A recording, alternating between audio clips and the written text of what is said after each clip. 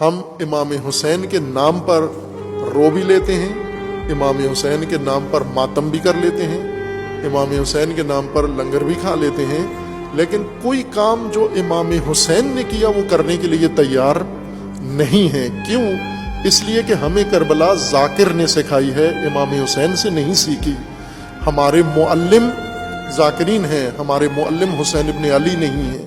اور پھر ہم تعظیم محرم میں وہ کام کرتے ہیں جو امام حسین نے نہیں کیے۔ امام حسین علیہ السلام کے اوپر، امام حسین علیہ السلام کے ساتھ دشمنوں نے جو کام کیے وہ ہم نے سنت حسینی بنا لی۔ وہ ایک ایک چیز ہم نے باقاعدہ ترتیب کے ساتھ اس کو کربلا کی اور محرم کی رسمیں بنا لیا ہے۔ کیوں؟ کہ امام حسین علیہ السلام کے ساتھ یہ کچھ ہوا۔ آگ لگائی گئی خیموں کو، ہم آگ جلا کے اس میں کودتے ہیں۔ یہ تو آگ امام حسین نے نہیں لگائی، یہ تو بیبیوں نے آگ نہیں لگائی، یہ تو آل رسول نے نہیں لگائی، دشمنوں نے آگ لگائی خیموں کو۔ آپ جب آگ لگاتے ہو کس کی سنت ادا کر رہے ہو؟ امام حسین کی خوش ہوتے ہو۔ امام حسین پہ خنجر چلے، امام حسین پہ تلواریں چلی، امام حسین پہ نیزے چلے، تو یہ تو نیزے اور تلواریں یہ امام حسین کی سنت نہیں ہے۔ جو امام حسین نے کیا وہ کر کے دکھاؤ، حسینی بنو، پہلا قدم اٹھاؤ، انکار کرو، اپنے زمانے کے یزید کا انکار کرو، معاہدہ نہ کرو اس کے ساتھ، اطاعت نہ کرو اس کی طاغوت کی، ووٹ نہ دو اپنے زمانے کے یزید کو۔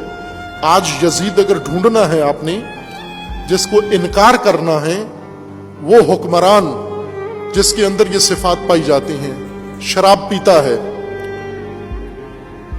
نفس محترمہ کا قاتل ہے، دہشت گردوں کا ساتھی ہے، قاتلین کا حامی ہے، شہید سلیمانی کے قاتل کو مبارک دیتا ہے، وہ ایسے حکمرانوں کے ساتھ کیا کرو؟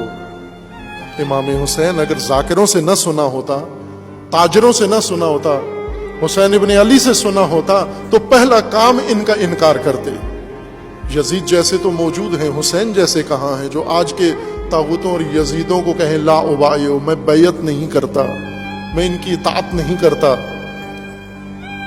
میں ان کے سسٹم کا حصہ نہیں بنتا، میں ان کے سامنے نہیں جھکتا۔ یہ پہلا قدم ہے قیام امام حسین علیہ الصلوۃ والسلام کا۔